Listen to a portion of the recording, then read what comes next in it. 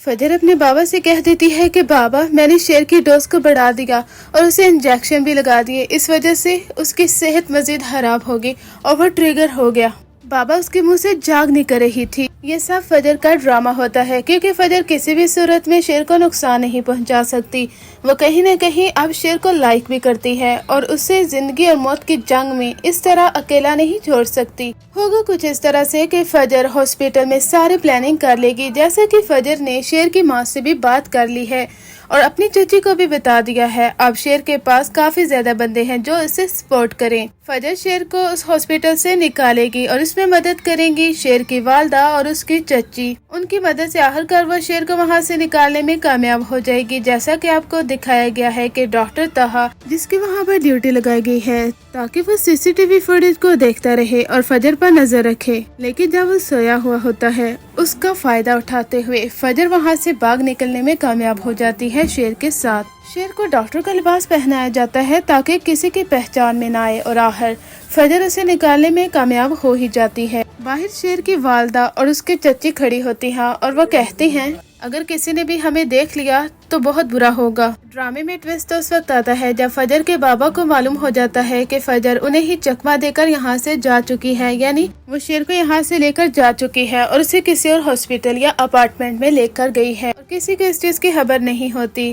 शेर की वालदा उससे कहेंगी कि तुम्हें शेर को मुकम्मल तौर पर ठीक करके ही वापस आना होगा, क्योंकि इससे पहले अगर तुम आ गई तो सब लोग तुमसे सवाल करेंगे कि आखिर शेर कहाँ है। वो कहती है कि आप फिक्र मत करें, शेर अपनी जिंदगी की तरह मुकम्मल तौर पर वापस लौटेगा और तब ही मैं उसे वापस लाऊंगी। जरताज बेगम कहती हैं कि फजर ने आप लोगों के साथ इतना बड़ा धोखा किया, बेटी होने का फर्ज अदा नहीं किया उसने। उसका बाप कहता है कि फजर अगर मेरे सामने आ जाएगी तो मैं उसे जिंदा नहीं छोड़ूंगा। उनकी माँ कहती है कि क्या हो गया है, वो आपकी सगी औलाद है। जरताज की बातों में आकर अपनी बेटी से नफरत न करें, लेकिन उसके बाप के दिल में आग भड़क रही है क्योंकि जब से वो जमीन हारा है उसे ऐसा लगता है कि वो सर उठाकर जी नहीं पाएगा। इधर फजर शेर का काफी ख्याल रखेगी। कुछ वीक गुजर जाएंगे, शेर अपनी जिंदगी की तरफ वापस लौटना शुरू हो जाएगा क्योंकि उसे कुछ मेडिसिन और इंजेक्शन जो फजर ने उसे लगने नहीं दिए थे उस वजह से शेर काफी ज्यादा रिकवर हो चुका है, इसलिए अब उसे कुछ दिन ही लगते हैं रिकवर होने में। शेर जब मुकम्मल तौर पर रिकवर हो जाता है तो फजर उसे सब कुछ बता देती है। वो कहती है कि तुम्हारे चचा ने बहुत बड़ी रकम दी थी रंगून वाला और डॉक्टर तहा को,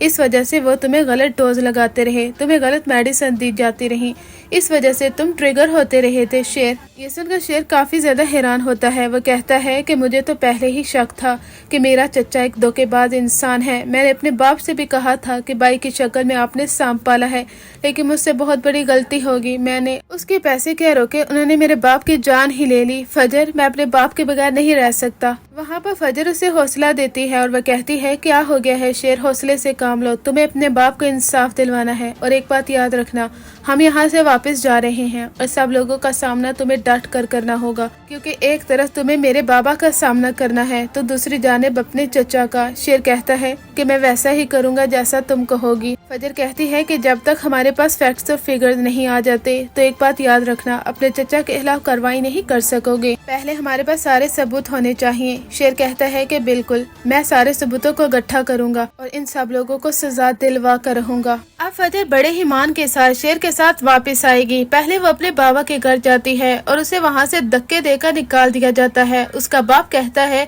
कि तुम मेरी बेटी नहीं हो, आज के बाद तुम हमारे लिए मर चुकी हो। मैंने तुम्हें कहा था कि अगर तुम अपनी खोई हुई इज्जत और वकार वापस पाना चाहती हो तो शेर को जान से मार डालो, लेकिन तुमने इतना बड़ा झूठ बोला, सारी गेम रचाई अपने बाप के साथ ही। क्या फजर तुम हमारा खून नहीं हो? लोग तो अपने बाप के लिए जान भी दे देते हैं, लेकिन तुम अपने दुश्मन की बेटे की जान नहीं ले सकी। वो कहती है कि बाबा मैं ऐसा कैसे कर सकती हूँ, एक दुश्मन की जान लेना मेरे बस की बात नहीं है और ऐसा कैसे हो सकता है। एज अ डॉक्टर ये मेरा फर्ज है कि मैं एक पेशेंट की हिफाजत करूँ, उसे प्रोटेक्ट करूँ दुश्मनों से और हर चीज से, लेकिन आप सोच रहे थे कि मैं अपने ही हाथों से उसकी जान ले लूँ, ऐसा मैं हरगिज नहीं कर सकती थी। सालों पुरानी दुश्मनी के नतीजे में आप अपनी औलाद को इतने बड़े जुर्म में डालने जा रहे थे। उसके बाबा कहते हैं आज के बाद तुम्हारी यहाँ पर कोई जगह नहीं है। फजर कहती है कि बाबा मुझे माफ कर दे, मैं आपसे मोहब्बत करती हूँ, क्या मैं आपकी बेटी नहीं हूँ? लेकिन उसे घर से निकाल दिया जाता है। फजर काफी ज्यादा रोती है और जब वो गाड़ी में बैठती है वो चीखते चिल्लाती है और कहती है कि बाबा प्लीज